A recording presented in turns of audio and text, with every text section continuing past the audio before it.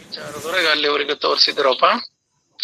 ಸಾರಾಂಶ: ಹೀಗೆ ಚಂಚಲಕ್ಕೆ ನಾಶವಿರುತ್ತದೆ.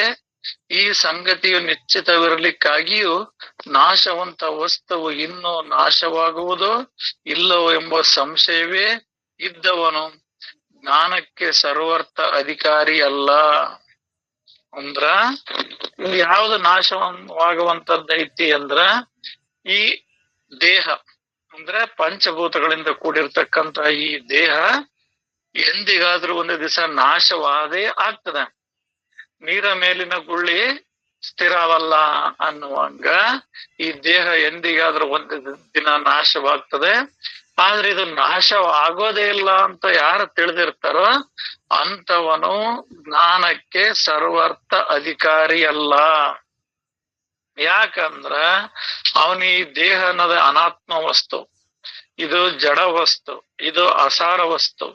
ಈ ಅಸಾರ ವಸ್ತುವೇ ಸತ್ಯ ಅಂತ ತಿಳಿದಿರ್ತಕ್ಕಂಥವ್ರಿಗೆ ಅಂತ ಜೀವಿಯು ಅವನು ಪಾರಮಾರ್ಥಕ್ಕೆ ಅಧಿಕಾರಿಯಲ್ಲ.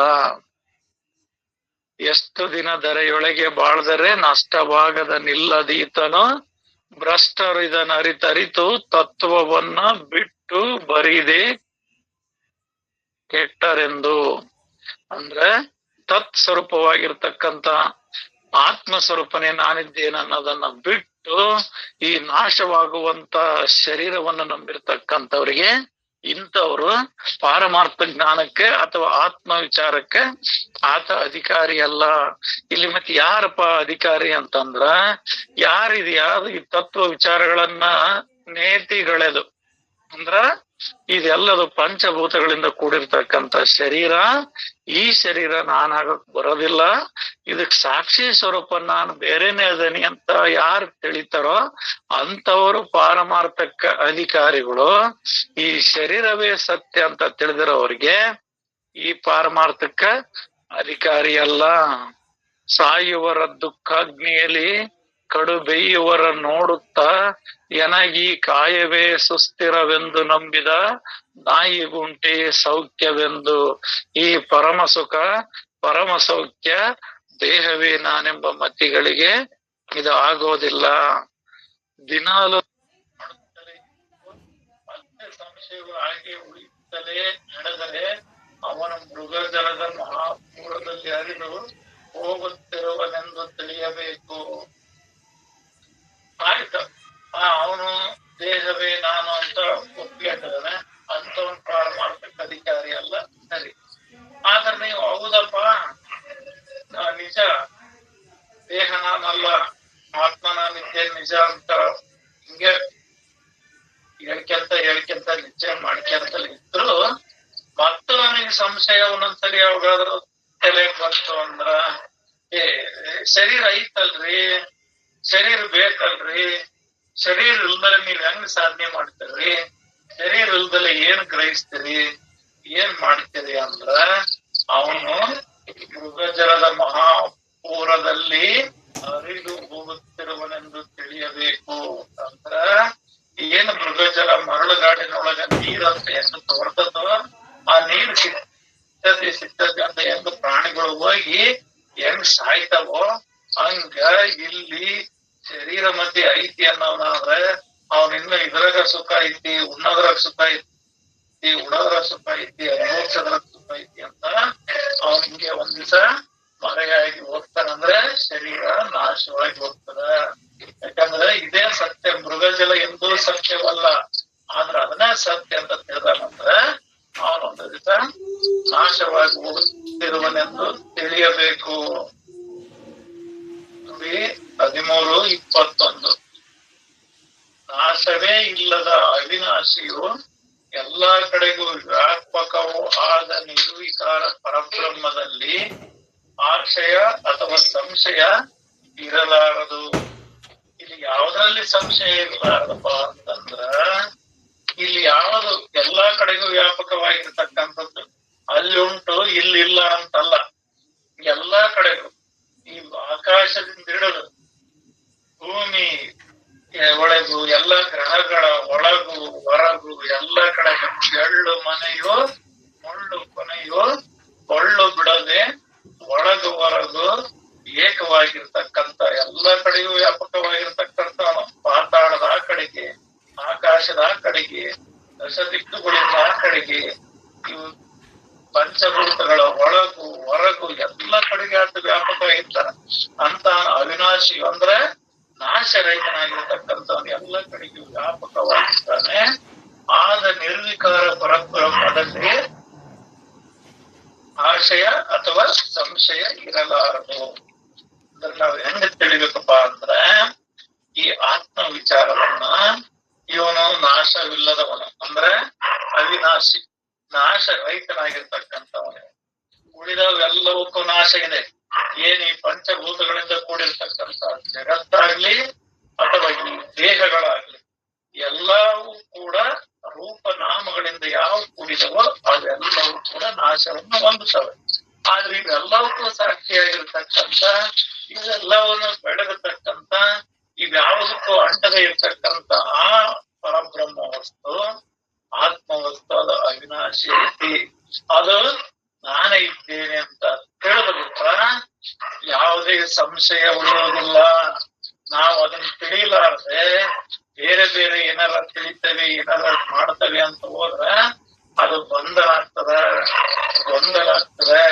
ಮೃಗಜಲದಂತೆ ಅಲ್ಲಿ ಸುಖ ಐತಿ ಅಂತ ಶರೀರದೊಳಗೆ ಹುಡುಕ್ಯಾಡ್ಕೊಂತ ಹೋದಂಗ ಆಗ್ತದೆ.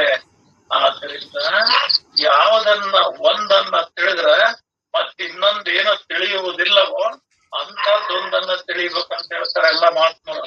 ಬಟ್ ಯಾವ್ದಪ್ಪ ಅಂತದ್ದೊಂದು ಯಾವ್ದು ಅಂತ ವಿಚಾರ ಮಾಡಿದ ಬರೀ ಅರಿವು, ಆತ್ಮ, ತನ್ನ ಸ್ವರೂಪ ಇದನ್ನೊಂದು ನೀವು ತಿಳಿದು ಬಿಟ್ರಿ ಅಂದ್ರ ಇದ್ರೊಳಗೆ ಯಾವ್ದೂ ಇಲ್ಲ. ಇನ್ ಉಳಿದದ್ದೆಲ್ಲ ಐತಲ್ಲ ಅಂದ್ರೆ ಅದೆಲ್ಲ ಮಾಯಾ ಸ್ವರೂಪವಾಗೈತಿ. ಏಕಮೇವ ದ್ವಿತೀಯ ಆತ್ಮನಲ್ಲಿ ತೋರುವ ಲೋಕರಂಜನೆಯು ಕಾಲ್ಪನಿಕ ವಯಸ್ಸೇ ಅಂತ ಹೆಂಗ ಮಹಾತ್ಮರು ಹೇಳ್ತಾರೋ ಅದ್ರಂತಿರುವುದು ಒಂದೇ ಸತ್ಯ ಐತಿ. ಇದೊಂದೇ ಸತ್ಯ ಅಂತ ತಿಳಿದು ಬಿಟ್ರ ಮತ್ತಿನ್ಯಾವ ತಿಳಿಯುವಂತ ಅವಶ್ಯ ಇರುವುದಿಲ್ಲ. ಮತ್ ಎಲ್ಲ ಸಂಶಯವು ಚೆನ್ನಾಗಿ ಹೋಗ್ತದ. ಮತ್ ಅಲ್ಲೈತೇನೋ, ಇಲ್ಲೈತೇನೋ, ಸಮುದ್ರದ ಆ ಕಡೆಗೆ ಐತೇನೋ, ಕಾಶಗೈತೇನೋ, ಕೈಲಾಸದಾಗೈತೇನೋ, ಅಲ್ಲೈತೇನೋ ಅನ್ನೋದು ಎಲ್ಲೆಲ್ಲಿಲ್ಲ. ತನ್ನ ಮರೆತ ಘನವ ನೋಡಲಬೇಕೆ, ತಾನೇ ಘನವೆಂದು ಅರಿತೊಡೆ ಸಾಲದ ಹೇಳ.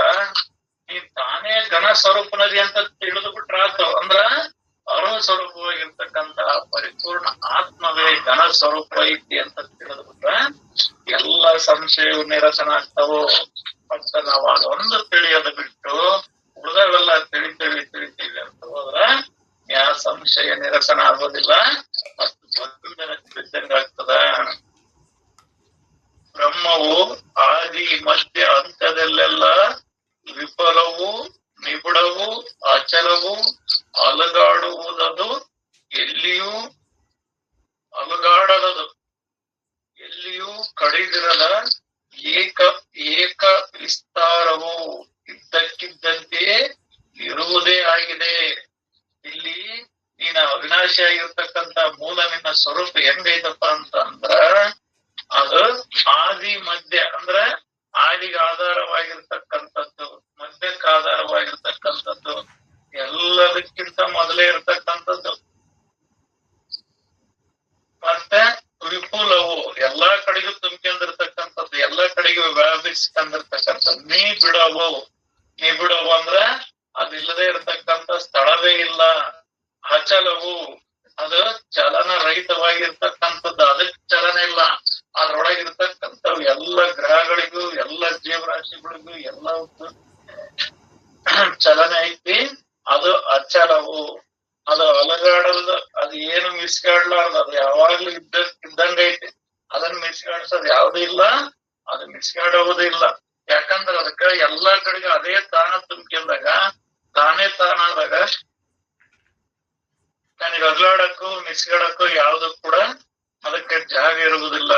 ಎಲ್ಲಿಯೂ ಕಡಿದಿರೋದು, ಅದ್ ಎಲ್ಲಿ ಕಡದಂದ್ರೆ ಒಂದೇ ಸರಿಗೆ ಪ್ರಪಾತದ ತರ ಆಡುತ್ತರ ಬಿಟ್ಟು ಇಲ್ಲೊಂದ್ ಸ್ವಲ್ಪ ಇದ್ದು ಮತ್ತೆ ಆಮೇಲೆ ಇನ್ನೊಂದ್ ಸ್ವಲ್ಪ ಇರೋದು, ಆ ತರ ಅಲ್ಲ. ಅದು ಯಾವ್ದು ಇಲ್ಲ. ಏಕ ವಿಸ್ತಾರವು ಒಂದೇ ಆಗಿ ಕಂಡ ಇಲ್ಲದ ಅಖಂಡವಾಗಿರ್ತಕ್ಕಂಥದ್ದು, ಹಂತವಾಗಿಲ್ಲ. ಅದು ಏಕಾಂತವಾಗಿರ್ತಕ್ಕಂಥದ್ದಂದ್ರ ಒಂದೇ, ಎಲ್ಲಿ ಗ್ಯಾಪ್ ಬಿಡದಂಗ ಒಳಗೊಂಡತಿ. ಅದ್ರೊಳಗೆ ಏನೇನೈತಂದ್ರ ಕೋಟಿ ಸೂರ್ಯರದ, ಕೋಟಿ ಸೂರ್ಯ ಸಮಪ್ರಭ ಅಂತ. ಅಂದ್ರೆ ಅದು ಎಷ್ಟು ವಿಸ್ತಾರ, ಅದ್ರ ಶಕ್ತಿ ಎಷ್ಟೈತಂದ್ರ 1,000,000,000 ಸೂರ್ಯನಷ್ಟು ಸಮಪ್ರಭವಾಗಿದೆ. ಗಣೇಶನ್ ಮಂತ್ರದೊಳಗೆ ಹೇಳ್ತಾರ, ಕೋಟಿ ಸೂರ್ಯ ಸಮಪ್ರಭ ನಿರ್ವಿಘ್ನ ನಿರ್ವಿಕಾರ ಅಂತ ಅಂತದ್ದೈತದು. ಅದು ಏಕವಾಗಿರ್ತಕ್ಕಂಥದ್ದು ಮತ್ತೆ ಯಾವಾಗ್ಲೂ ಇದ್ದಕ್ಕಿದ್ದಂತೆಯೇ ಇರುವುದಾಗಿದೆ. ಅದು ಈಗಿದ್ದದ್ದು ಈಗಿಲ್ಲ. ಹಿಂಗ ಶರೀರ ಬದಲಾವಣೆ ಆಗ್ತದೆ. ಯಾಕೆ ಶರೀರ ಇವನ್ನೆಲ್ಲ ಸುಳ್ಳು ಅಂತಾರಂದ್ರ, ಬಾಲ್ಯದಾಗಿದ್ದ ಶಕ್ತಿ ಯೌವನದಾಗಿಲ್ಲ, ಯೌವನದಾಗಿದ್ದ ಶಕ್ತಿ ಮುಪ್ಪಿನೊಳಗಿಲ್ಲ. ಬಾಲ್ಯಗಿದ್ದ ಆಲೋಚನೆ ಯೌವನದೊಳಗಿಲ್ಲ, ಯೌವನದೊಳಗಿದ್ದ ಆಲೋಚನೆಗಳು ಮುಪ್ಪಿನೊಳಗಿಲ್ಲ. ಈ ರೀತಿಯಾಗಿ ಅದು ಇರೋದ್ರಿಂದ ಅದನ್ನ ಮಿಥ್ಯ ಅಂತ ಕರೀತಾರೆ. ಅದು ಏಕರೂಪ ಅಲ್ಲ. ಅದು ಈಗ ಐಕ್ಯ ಅಂತ ನೋಡ ಬಂದಿ ಬಾಲ್ಯನಿಗೆ ತೋರಿಸ್ತಾನೆ ಅಂತ ನನ್ನ ಕರ್ಕೊಂಡವರಲ್ಲಿ ಇರೋದಿಲ್ಲ. ಅದನ್ನ ಹೇಳಕ್ಕೂ ಬರೋದಿಲ್ಲ ಅಂತಾರ, ಅನಿರ್ವಚನೀಯ ಅಂತಾನೆ ಹೇಳ್ತಾರ. ಆ ರೀತಿಯಾಗಿರ್ತಕ್ಕಂಥದ್ದು. ಆದ್ರೆ ಈ ಆತ್ಮ ಸ್ವರೂಪ ಅಂತಕ್ಕಂಥದ್ದು, ನಿನ್ನ ಸ್ವರೂಪ ಅಂತದ್ದು ಅದು ಏಕ ವಿಸ್ತಾರವು ಇದ್ದಕ್ಕಿದ್ದಂತೆ ಇರುವುದಾಗಿದೆ. ಇದನ್ನ ಮಹಾತ್ಮರು ಒಂದು ನೋಡಿ ಹೇಳ್ತಾರ, ಅಪ್ಪಾರು ನಾವ್ ಇದನ್ನ ಪದೇ ಪದೇ ಹೇಳ್ತಿರ್ತೇವೆ. ಇದನ್ನ ತಿಳಿಬೇಕಾಗಿದೆ. ಇದ್ದಕ್ಕಿದ್ದಂತೆ ಇರುವ ವಸ್ತುವನ್ನ ತಿಳಿಯುವ ಬುದ್ಧಿ ಬಂದರೆ ಸಾಕು, ಬದ್ಧತ್ವವು ತಾನು ಎದ್ದೋಡುವುದು. ಇದ್ರಾಗ ಮೊದಲನೇ ನೋಡಿ ಅದನ್ನೇ ಹೇಳಿದ್ರು, ಇದನ್ನೊಂದು ತಿಳಿದುಬಿಟ್ರೆ ಸಾಕು ನೀವು ಅಂತ. ಆ ಬದ್ಧತ್ವವು ತಾನು ಎದ್ದೋಡುವುದು ಸಿದ್ಧರ ಮಾತಿದು ಸುಳ್ಳಲ್ಲ. ಸಿದ್ಧರಂದ್ರ ಅನುಭವಿಸಿದಂತ ಮಹಾತ್ಮರ ಮಾತಿದು ಸುಳ್ಳಲ್ಲ. ಇದು ಯಾವಾಗ್ಲೂ ಇದ್ದಕ್ಕಿದ್ದಂತಿರುವುದು. ನಾವ್ ಇದನ್ನ ತಿಳಿಬೇಕಾಗ್ತದ. ಇದನ್ನ ತಿಳಿಯದೆ ಬೇರೆ ಏನೆಲ್ಲ ತಿಳಿತವಂದ್ರ ಅದು ನಮ್ಮ ಅಜ್ಞಾನದ ಅತಿರೇಕವಿನ ಮತ್ತೇನು ಏನೂ ಅಲ್ಲ. ಅದೇನೋ ಆಕಾಶದಂತೆ ಅದೇ ಎಂದು ಅನಿಸಿದರೂ ಅದು ಆಕಾಶಕ್ಕಿಂತಲೂ ಘನದಟ್ಟವಾಗಿರುವುದು. ಹೆಂಗೈತಪ್ಪ ಬಯಲಂದ್ರ ಆಕಾಶದಂತೆ ಅಂತ ಹೇಳ್ತಾರೆ. ಯಾಕಂದ್ರ ಅದಕ್ಕೆ ಉದಾಹರಣೆ ಕೊಡಕ, ಉಪಮಾನ ಕೊಡಕ್ ಇನ್ನೊಂದು ಯಾವ್ದು ಏನು ಅಂತ ಇಲ್ಲ. ಆದ್ರಿಂದ ಅದಕ್ಕೆ ಆಕಾಶ ಕೊಡ್ತಾರೆ. ಹಂಗಂತ ಆಕಾಶ ಕೊಟ್ರೆ ಆಕಾಶಕ್ಕೆ ಸಮಾನ ಐತಿ ಏನಂದ್ರ ಅದು ಆಕಾಶಕ್ಕೆ ಆಧಾರವಾಗಿರ್ತಕ್ಕಂಥದ್ದು, ಆಕಾಶದ ಆ ಕಡೆಗೆ ಇರ್ತಕ್ಕಂಥದ್ದು. ಆಕಾಶದಂತೆ ಅದೇ ಎಂದು ಅನಿಸಿದರೂ ಅದು ಆಕಾಶಕ್ಕಿಂತಲೂ ಘನ ದಟ್ಟವಾಗಿರುವುದು, ಆಕಾಶಕ್ಕಿಂತಲೂ ಶ್ರೇಷ್ಠವಾಗಿರುವುದು. ಆಕಾಶದಲ್ಲಿ ಶಬ್ದದ ಗುಣ ಇದೆ, ಇದ್ರೊಳಗೆ ಯಾವ್ದು ಇಲ್ಲ. ಇದು ಗುಣರಹಿತ ನಿರ್ಗುಣ ಸ್ವರೂಪವಾಗಿರ್ತಕ್ಕಂಥದ್ದು. ಆಕಾಶ ಆದ್ರೆ ನಮಗೆ ಏನಾದ್ರು ಭಾಸ ಆಗ್ತದ ಅಂತ ಬರ್ತದ. ನೀಲಿ ಆಕಾಶ ಅಂತ ಹೇಳ್ತೇವೆ ಹೇಳ್ಬೇಕಾರ. ಆದ್ರೆ ಅದಕ್ಕೆ ಆಧಾರವಾಗಿರ್ತಕ್ಕಂಥ ಬಯಲು ಬ್ರಹ್ಮ ಸ್ವರೂಪಕ್ಕೆ ಯಾವುದು ಇಲ್ಲ. ಆಕಾಶದಂತ ಅನ್ಸಿದ್ರು ಕೂಡ ಅದು ಎಲ್ಲ ಕಡೆಗೂ ಘನ ಅಂದ್ರೆ ಶ್ರೇಷ್ಠವಾಗಿರ್ತಕ್ಕಂಥದ್ದು ಮತ್ತು ದಟ್ಟವಾಗಿರುವುದು, ಘನದಟ್ಟವಾಗಿರುವುದು ಮತ್ತು ಉಪಾಧಿಯೇ ಇಲ್ಲದ ನಿರಂಜನವು. ಇದು ಆಕಾಶ ಇವು ಏನಂದ್ರೆ ಇವು ಒಂದ್ಕೊಂದ್ ಎಲ್ಲ ಉಪಾಧಿಗಳಿಂದ ಕೂಡಿದವು. ಆ ಪರಬ್ರಹ್ಮ ವಸ್ತು, ಆ ಆತ್ಮವಸ್ತು ಉಪಾಧಿ ರಹಿತವು.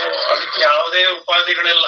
ಅದ್ ಏನಾರ ಆಕಾರ ರೂಪ ನಾಮ, ಕೈಗೆ ಕಾಲಿಗೆ ಮೈಗೆ ಅದಕ್ಕಂದ್ರ ಏನಾರ ಹೇಳ್ಬೋದಾಗಿತ್ತು, ಉಪಾಧಿ ಐತಪ್ಪ ಅದಕ್ಕೆ ಬಂಧನ ಐತೆ. ಆದ್ರೆ ಇದು ಉಪಾಧಿ ರಹಿತವಾಗಿರ್ತಕ್ಕಂಥದ್ದು, ಯಾವುದೇ ಉಪಾಧಿಗಳಿಲ್ಲದೆ ಇರ್ತ ನಿರಂಜನವು. ನಿರಂಜನವಂದ್ರ ರಂಜನೆ ಇಲ್ಲದೆ ಇರ್ತಕ್ಕಂಥದ್ದು. ರಂಜನೆ ಅಂದ್ರೆ ಯಾವ್ದಂದ್ರೆ ಈಗ ಮನಸ್ಸು, ಬುದ್ಧಿ, ನಾನು ನಂದೆ ಎಂಬ ಅಹಂಕಾರ, ಮಮಕಾರ, ಈ ಲೋಕವಾಸನೆಗಳು ತುಂಬದವಲ್ಲ, ಇವ ರಂಜನೆಗಳು.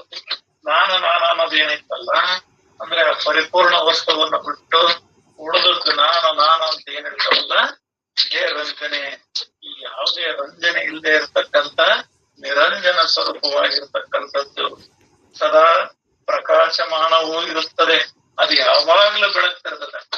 ಅದು 24x7 ಅಂತಾರ. ಅಂದ್ರೆ ಅದೇನಂದ್ರು ಯಾವಾಗ್ಲೂ ಬೆಳಗುವಂತಕ್ಕಂಥದ್ದು, ಯಾವಾಗ್ಲೂ ಇರ್ತಕ್ಕಂಥದ್ದು. ನಮ್ಮ ಶರೀರ ಮಲಗಬಹುದು, ನಾವು ಮಲಗ್ತೇವೆ. ನಾವು ಮಲಗಿದಾಗ ಅದು ಎತ್ತರವಾಗಿರ್ತದೆ. ನಮ್ ಶರೀರ ನಿದ್ದೆ ಅಂದ್ರೂ ಕೂಡ ಅದು ನಿದ್ದೆಯನ್ನ ಗ್ರಹಿಸ್ತದೆ. ನಿದ್ದೆ ಒಳಗೆ ಏನಾದ್ರು ಕನಸು ಬಿತ್ತಂದ್ರ ಕನಸನ್ನ ಗ್ರಹಿಸ್ತದೆ. ಏನೆಲ್ಲ ಆಕಾಂಕ್ಷೆಗಳು, ಆಲೋಚನೆಗಳು, ಸಂಕಲ್ಪಗಳು ಎಲ್ಲವನ್ನ ಗ್ರಹಿಸ್ತದೆ. ಎಲ್ಲ ಯಾವಾಗ್ಲೂ ಕೂಡ ಆನಂದವಾಗಿರ್ತಕ್ಕಂಥದ್ದು ಮತ್ತೆ ಎಚ್ಚರವಾಗಿರ್ತಕ್ಕಂಥದ್ದು ಜಾಗರವಾಗಿರ್ತಕ್ಕಂಥದ್ದು ಯಾವಾಗ್ಲೂ ಬೆಳಗ್ತಕ್ಕಂಥದ್ದು ಪ್ರಕಾಶಮಾನವಾಗಿ ಬೆಳಗ್ತಕ್ಕಂಥದ್ದು. ಇನ್ನು ಇಂಥ ಸರ್ವಾತೀತ ವಸ್ತುವಿನ ಪ್ರಾಪ್ತಿ ಉಪಾಯವೇನೋ ನೋಡುವ.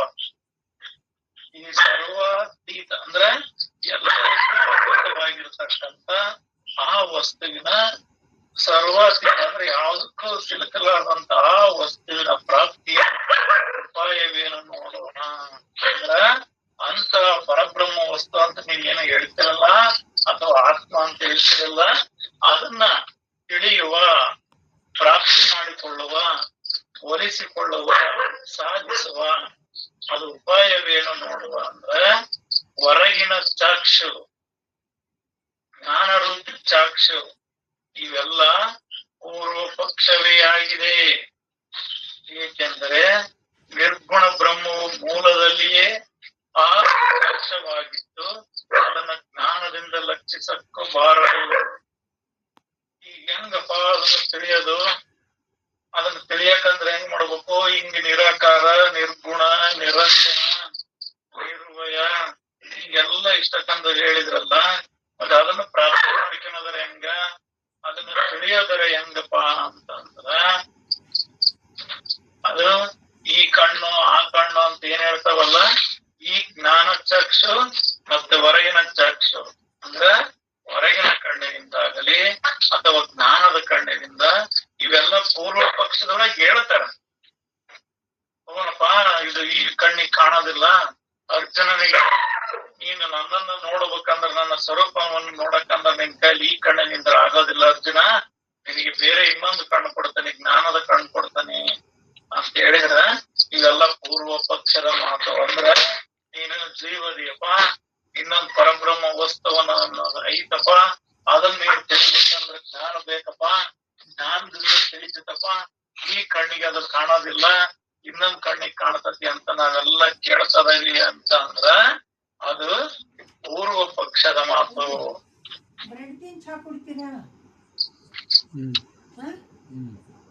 ಏಕೆಂದರೆ ನಿರ್ಗುಣವು ಮೂಲದಲ್ಲಿಯೇ ಆ ಲಕ್ಷ್ಯ ಅಂದ್ರೆ ಆ ಲಕ್ಷ್ಯಕ್ಕ ಆಧಾರವಾಗಿರ್ತಕ್ಕಂಥದ್ದೇ. ಲಕ್ಷ್ಯ ಕೊಟ್ಟು ಕೇಳ ನೀನ್ ಅಂತಾರ, ಅಂದ್ರೆ ಮನಸ್ಸು ಕೊಟ್ಟು ಕೇಳು, ಗಮನ ಕೊಟ್ಟು ಕೇಳು ಅಂತ ಹೇಳ್ತಾರ.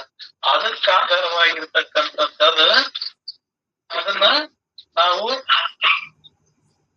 ಆ ಲಕ್ಷ್ಯದಿಂದ ತಿಳಿಬೇಕಾಗ್ತದ ಅಂತ ಹೇಳ್ತಾರ. ಇಲ್ಲಿ ಆ ಲಕ್ಷ್ಯವಾಗಿದ್ದು ಅದನ್ನು ಜ್ಞಾನದಿಂದ ಲಕ್ಷಿಸಲಿಕ್ಕೆ ಬಾರದು. ಅಂದ್ರೆ ಅದ್ ಏನಾದ್ರೂ ಒಂದು ರೂಪನಾಮಗಳಿಂದ ಅಥವಾ ಎಲ್ಲರಿಂದರ ಕೂಡೈತಿ ಅಂದ್ರ ಅದನ್ನ ವಿಚಾರಿಸಿ ಜ್ಞಾನದಿಂದ ನೋಡಕ್ ಬರ್ತದೋ ನೋಡಕ್ ಬಾರದು. ಅದು ರೂಪನಾಮದಿಂದ ಕೂಡಿದ್ರ ನೋಡಬಹುದಾಗಿತ್ತು, ಆದ್ರೆ ಯಾವುದೇ ರೂಪನಾಮ ರಹಿತವಾಗಿರ್ತಕ್ಕಂಥದ್ದು ಐತಲ್ಲ ಅದನ್ನ ಲಕ್ಷಿಸಲಿಕ್ಕೆ ಬಾರದು. ಅದಕ್ಕಾಗಿ ಸಂಘವನ್ನು ತ್ಯಜಿಸಿದ ಹೊರತಾಗಿ ಏನು ಬ್ರಹ್ಮವಾಗಲಾರನು. ಶಿಷ್ಯನೇ ಎಲ್ಲ ಉಪಾಧಿಯ ಸಂಘವನ್ನು ತ್ಯಜಿಸಿ ಮೌನದ ಅಂತರ್ಭಾಗದ ಅನುಭವ ತೆಗೆದುಕೋ. ಅಂದ್ರ ಇಲ್ಲಿ ಏನ್ ಹೇಳ್ತಂದ್ರ ನೀನ್ ಈ ಶರೀರ ಅನ್ನೋದು ಎಲ್ಲ ಸಂಘವನ್ನು ತ್ಯಜಿಸ. ನಿನಗೆ ಎಲ್ಲೆಲ್ಲಿ ಎರಡೆರಡು ಕಾಣ್ತಾವ, ಮತ್ತೆ ನೀನ್ ಬೇರೆ ಅಂತ ಕಾಣ್ತೀಯ, ದೇವ್ರ ಬೇರೆ ಅಂತ ಕಾಣ್ತೀಯ. ಆ ದೇವರ ಸಂಘವನ್ನು ತ್ಯಜಿಸ, ನಾನ್ ಬೇರೆ ಅಂತೀಯ ಅನ್ನೋದು ತ್ಯಜಿಸ. ಎಲ್ಲರಲ್ಲಿ ನೇತಿ ಅಂತಾರ, ಅಂದ್ರೆ ಎಲ್ಲವನ್ನು ಬಿಡುವ ಅಂತ. ಅಂದ್ರೆ ಆ ರೀತಿಯಲ್ಲಿ ಸಂಘವನ್ನ ತ್ಯಜಿಸು, ಹೊರಗಿನ ಆತ್ಮವನ್ನ ನಿರಾಕಾರ ಪರಬ್ರಹ್ಮ ವಸ್ತುವನ್ನ ಬಿಟ್ಟು ಉಳಿದ ಎಲ್ಲ ಸಂಘಗಳನ್ನ ತ್ಯಜಿಸಿ ಅದು ನಾನೇ ಅದು ನಾನೇ ತತ್ವಮಸಿ. ಆ ಪರಮಾತ್ಮನೇ ಜೀವಾತ್ಮನೇ ಪರಮಾತ್ಮ, ಎರಡು ಇಲ್ಲೇ ಅಲ್ಲ, ಇರಲ್ಲ ಒಂದೈದು ಅಂತ ತಿಳಿಯೋದು. ಮರತಮ್ಯಾಗಿ ಎರಡು ತಿಳಿಯೋದಿಲ್ಲ. ಇಲ್ಲಿ ಜ್ಞಾನ ಅಂದ್ರೆ ಎರಡಾಗ್ತದೆ. ಅಂದ್ರೆ ನೀನೊಬ್ಬ ನದಿ ಜ್ಞಾನವನ್ನು ತಿಳಿಸಿ ಜ್ಞಾನದಿಂದ ನಿನಗೆ ಅದು ಕಾಣ್ತತಿ ಅನ್ನಂಗ ಆಗ್ತೈತಿ. ಅದು ಬೇಕು, ಇಲ್ಲ ಪೂರ್ವ ಪಕ್ಷದ ಮಾತು ಅಂತ ಇಲ್ಲಿ ಹೇಳಿದಾರ. ಅಂದ್ರೆ ಈ ಏಕತ್ವ ಬರೋದಕ್ಕಂದ್ರೆ ಇವೆಲ್ಲವೂ ಬೇಕಾಗ್ತವೆ. ಪೂರ್ವ ಪಕ್ಷದ ಮಾತು ಹಂಗಂತ ಅವನ್ನೇ ಹಿಡ್ಕೊಂಡ್ ಕುಂದ್ರಂಗಿಲ್ಲ. ಇಲ್ಲಿ ಎಲ್ಲವನ್ನು ಕೂಡ ನೇತಿ ಅಂತ ಹೇಳ್ತದೆ. ಅಂದ್ರ ಇರುವುದೊಂದೇ ನೀ ನದಿ, ನಿನ್ನ ಬಿಟ್ಟು ಇನ್ನೊಂದೇನು ಇಲ್ಲೇ ಇಲ್ಲ. ನೀನ್ ಐತಿ ಬಿಟ್ಟು ಗಡಿಗೆ ಅನ್ನೋದು ಇಲ್ಲೇ ಇಲ್ಲ, ಇರದ ಮಣ್ಣು. ಬಂಗಾರ ಬಿಟ್ಟು ಒಡವಿ ಅನ್ನೋದು ಇಲ್ಲೇ ಇಲ್ಲ, ಇರದ ಬಂಗಾರ. ಇದೆಲ್ಲ ಆಕಾರ ರೂಪಗಳು ನೋಡ್ತಿ ಅಂದ್ರೆ ಇವೆಲ್ಲವೂ ಪಂಚಭೂತ ಅಷ್ಟೇ. ಇದನ್ ಬಿಟ್ರೆ ಬೇರೆ ಏನೂ ಇಲ್ಲ. ಮತ್ ನೀನಿರ್ತಕ್ಕಂಥದ್ದು ನಿರಾಕಾರ ಸ್ವರೂಪ ಅಂತದಿ, ಮತ್ ಬ್ರಹ್ಮ ಸ್ವರೂಪ ಅಂತದಿ. ಆ ಎಲ್ಲವೂ ಬ್ರಹ್ಮ ಒಂದೇ, ಎಲ್ಲ ಪರಬ್ರಹ್ಮ ಅನ್ನೋದೈತೆ, ಬೇರೊಂದಿಲ್ಲ ದೃಢವಿರಬೇಕು ಅಂತ ಆ ನಿಟ್ಟಿನಲ್ಲಿ ಬರಬೇಕಾಗ್ತದೆ ಅಂತ ಹೇಳ್ತಾರೆ. ಇನ್ನೊಂದೇನೋ ತರಕ ಹೋಗ್ಬೇಡ, ಅಲ್ಲಿ ಏನೊಂದು ಏನಿಲ್ಲ. ಈ ಹೇಳ್ಕೊಂತ ಬಂದ್ರು ನೀನ್ ನಿರ್ಗುಣ ನದಿ, ನಿರಾಕಾರ ನದಿ, ನೀನ್ ಯಾವ್ದಕ್ಕೆ ಸಿಲುಕ್ಲಾರ್ದವ್ ನದಿ, ನೀನ್ ಆದಿ ಅಂತ್ಯ ಆದಿ ಮಧ್ಯ ಹಂತದಲ್ಲೆಲ್ಲ ವಿಫಲವು ನಿಗುಡವು ಅಚಲವು ಅಲಗಾಡವು ಅಂತದೆ. ಯಾವ್ದು ನೀನ್ ಇರದ ಒಂದು, ಮತ್ ಇರೋದ್ ಒಂದನ್ನ ತಿಳಿದು ಇರದ ಒಂದು ಸತ್ಯ ಅಂತ ತಿಳಿದು ಸುಮ್ನೆ ಬಿಡು. ನಾನು ಅದನ್ನ ಸಾಧನೆ ಮಾಡ್ತಾನೆ, ನಾನು ಇದನ್ನ ಸಾಧನೆ ಮಾಡ್ತಾನೆ, ಹಂಗ ಮಾಡಿದ್ರೆ ಜ್ಞಾನ ಪ್ರಾಪ್ತಿ ಆಗ್ತದ, ಹಿಂಗ್ ಮಾಡಿದ್ರೆ ಜ್ಞಾನ ಪ್ರಾಪ್ತಿ ಆಗ್ತದ ಅಂತ ನೀನ್ ಏನೆಲ್ಲ ಹೇಳಕ್ ಹೋಗಿ ಅಂದ್ರ ಅದು ನಿನ್ನ ಭ್ರಾಂತಿ ಆಗ್ತದೆ. ಯಾಕಂದ್ರ ಆ ಯಥಾರ್ಥ ಸ್ವರೂಪವಾಗಿರ್ತಕ್ಕಂಥ ವಿಚಾರವನ್ನ ಯಥಾರ್ಥ ಸ್ವರೂಪವಾಗಿ ತಿಳಿಬೇಕವಿನ ಬೇರೆ ಏನನ್ನ ಸಾಧನದಿಂದ ಇದರಿಂದ ನೋಡ್ತಾನೆ ಮಾಡ್ತಾನೆ ಅಂದ್ರ ಅದ ಆಗೋದಿಲ್ಲ. ಸಂಘವನ್ನು ಯಾವ್ದ್ರ ಸಂಘ? ಆ ಉಳಿದ ಏನು ಸಂಘಗಳದಾವಲ್ಲ, ದೇಹ ಮನಸ್ಸು ಬುದ್ಧಿ ಇಂದ್ರಿಯ ದಾನ ಬಂಧನ ಇವೆಲ್ಲವೂ ಹೋಗಲಾರದೆ ತ್ಯಜಿಸಲಾರದೆ ಇವನ್ನೆಲ್ಲವನ್ನು ತ್ಯಜಿಸಿದ್ರೆ ಉಳಿದದ್ದೇ ಪರಬ್ರಹ್ಮ ವಸ್ತು. ಆಗ ಬ್ರಹ್ಮಗದಕ್ಕೆ ಸಾಧ್ಯ ಆಗ್ತದ ವಿನಃ ಬೇರೆ ಏನಾರ ನಾನು ಅದನ್ನ ಇಟ್ಕೊಂತಾನೆ ಇದನ್ನ ಇಟ್ಕೊಂತಾನೆ ಅಂದ್ರ ಅದು ಸಾಧ್ಯವಿಲ್ಲ. ಏ ಶಿಷ್ಯನೇ, ಎಲ್ಲ ಉಪಾಧಿಯ ಸಂಘವನ್ನ ತ್ಯಜಿಸು. ಇಲ್ಲಿ ಪರಬ್ರಹ್ಮವನ್ನು ಹೊರತುಪಡಿಸಿದ ಉಳಿದದ್ದೆಲ್ಲ ಉಪಾಧಿಯಿಂದ ಕೂಡಿದೆ. ಆ ಉಪಾಧಿಯಿಂದ ಎಲ್ಲ ಸಂಘವನ್ನ ತ್ಯಜಿಸಿ ಮೌನದ ಅಂತರ್ಭಾಗದ ಅನುಭವ ತೆಗೆದುಕೋ. ಮೌನ ಅಂದ್ರ ಬ್ರಹ್ಮವೇ ತಾನಿಂದ ಅರಿತು ನೀನು ಸುಮ್ಮನಿರಲು ನೀನು ಮುಕ್ತನ. ಮೌನ ಅಂತಂದ್ರ ಬಾಯಾಗ ಮಾತಾಡದಂಗ ಮೌನ ಇರೋದಲ್ಲ, ಮನದ ಸಂಸ್ಥದ ಒಳಗಿದ್ರೆ ಮೌನ. ಆ ಮನವು ಆ ಪರಬ್ರಹ್ಮ ಸ್ವರೂಪದೊಳಗೆ ಉಳಿತು ಆ ಬ್ರಹ್ಮವೇ ತಾನಂದ ತಿಳಿತಂದ್ರ ಅವಾಗ ಮನಸ್ಸು ತಂತಾನೆ ಶಾಂತ ಆಗ್ತದೆ. ಆಗ ಆ ಅನುಭವವನ್ನು ನೀನು ತೆಗೆದುಕೋ. ಸುಮ್ಮನೆ ಇರ್ತಿ, ಶಾಂತನಾಗ್ತಿ, ಅದೇ ನಿನ್ನ ಸ್ವರೂಪ. ಅದನ್ನ ಬೇರೆ ಬೇರೆ ಬೇರೆ ರೂಪ ಚಂದ್ರು ಇನ್ನೊಂದ್ ಯಾವ್ದೊಂದು ಚಂದ್ರು ಹೋದ್ರ ಅದು ಕ್ರಾಂತಿ ಆಗ್ತದೆ. ಚಂದ್ರು ಗುರುಗಳು ಯಾಕಾಗೋದಿಲ್ಲ ಅಂದ್ರ ನೀನೇ ಹುಡುಕ್ಯಂತ ಹೋದ್ರ ಬಂದ್ ಮಾಡಿಬಿಡ್ರಿ, ಮುಗಿಸಿ. ಚಂದ್ರು ಚಂದ್ರು ಗುರುಗಳ ಚಂದ್ರು ಗುರುಗಳ ಮಾಡ್ರಿ. ಚಂದ್ರು ಮೊಬೈಲ್ ಚಂದ್ರು ನೋಟ್ ಮಾಡಿ ಬಿಡ್ರಿ ನೀವು. ಚಂಚಲವೆನ್ನುವುದೆಲ್ಲ ಹೊರಟು ಹೋಗುವುದು. ಈ ರೀತಿಯಾಗಿ ಸಾರ ವಿಚಾರ ಮಾಡ್ಬೇಕಾಗಿತ್ತು. ವಿಚಾರ ಮಾಡೋದಲ್ಲ, ನನಗೆ ವಿಚಾರ ಮಾಡೋದು ಯಾವ್ದಂದ್ರೆ ನೇರವಾಗಿ ಆತ್ಮ ವಿಚಾರವನ್ನೇ ಮಾಡ್ಬೇಕಾಗೈತಿ. ಆತ್ಮ ವಿಚಾರದಿಂದನೇ ಆತ್ಮ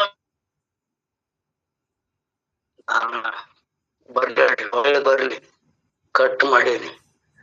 ಅದು ಕೇಳೋರ್ನು ತಾನು ತಿನ್ನುವಂಗಿಲ್ಲ, ತಿನ್ನೋರ್ನು ತಿನ್ಸಿಕೊಡುವಂಗಿಲ್ಲ. ಹೊಟ್ಟಿನ ಬಣಿಯಾಗ ತಾನು ತಿಂತತೆ, ತಾನು ತಿನ್ನೋದು. ಮಂದಿಗೆ ತಿನ್ನಕ್ ಬಿಡ್ತತೆ, ಮಂದಿಗೆ ತಿನ್ನಕ್ ಬಿಡುದಿಲ್ಲ. ನಾವರ ಕೇಳ್ಬೇಕ, ನಾನು ಕೇಳುವಂಗಿಲ್ಲ. ಕೇಳುವವರಿಗೆ ಬಿಡ್ಬೇಕ, ಕೇಳುವವರಿಗೆ ಬಿಡುದು ನಮ್ಮದು.